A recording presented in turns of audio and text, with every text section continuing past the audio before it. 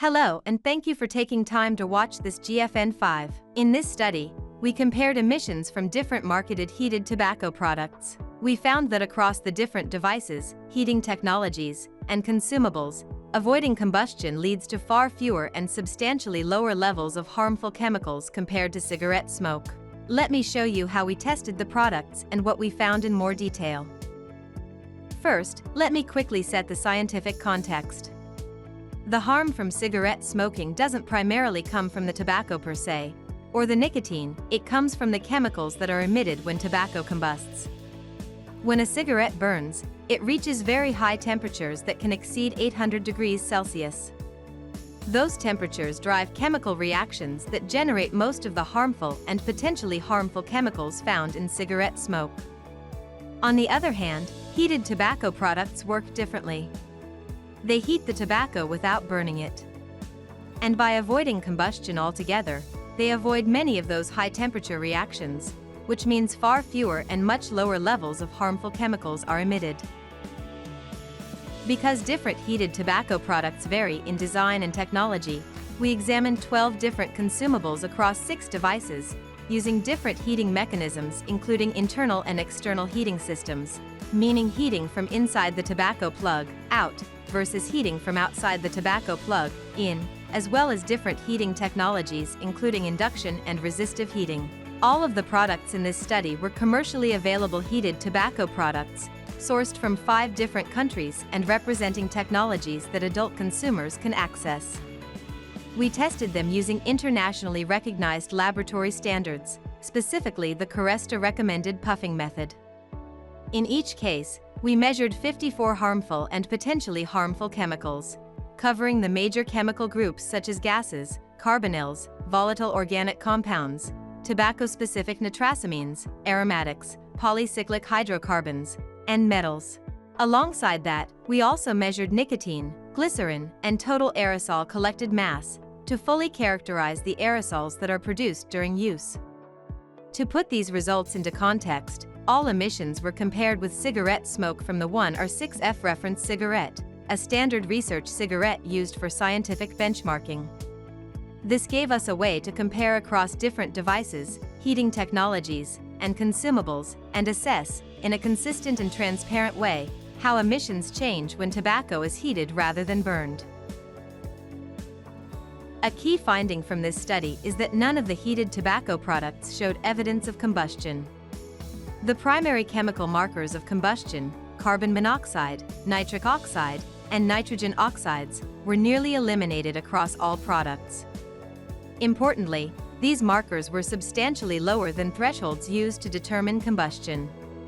Taken together, this confirms that these products operate as intended. They heat tobacco rather than burn it.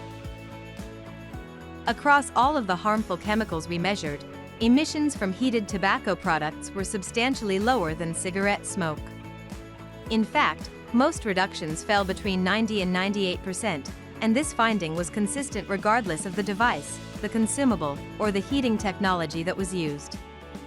For 14 of the constituents, the levels were either below the limit of quantification or reduced by more than 98% in every product tested. Importantly, this pattern was not dependent on the list of harmful chemicals used in the comparison. Whether we looked across toxicant lists from the World Health Organization, the U.S. Food and Drug Administration, the International Agency for Research on Cancer, or Health Canada, the outcome was the same. When we normalized the results either per puff or per milligram of nicotine delivery rather than per unit, the reductions remained substantial. Taken together, these findings show that the large reductions we observe are robust, consistent, and not driven by how the data are analyzed. At the same time, it's important to be clear that not every individual chemical behaves in exactly the same way in every product.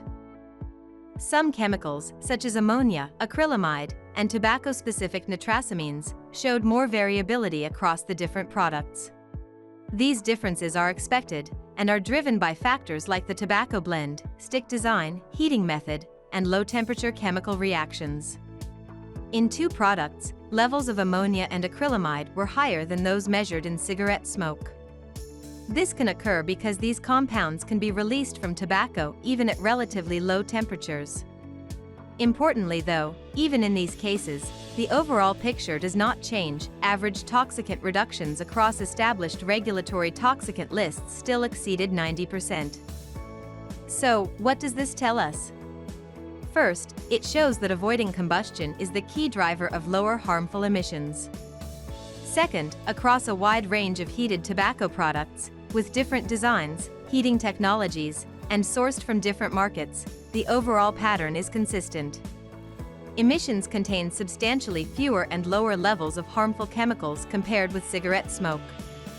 Taken all together, this study provides a market-wide perspective and shows that heating tobacco, rather than burning it, fundamentally changes the emissions that are produced. And this difference is about more than chemistry.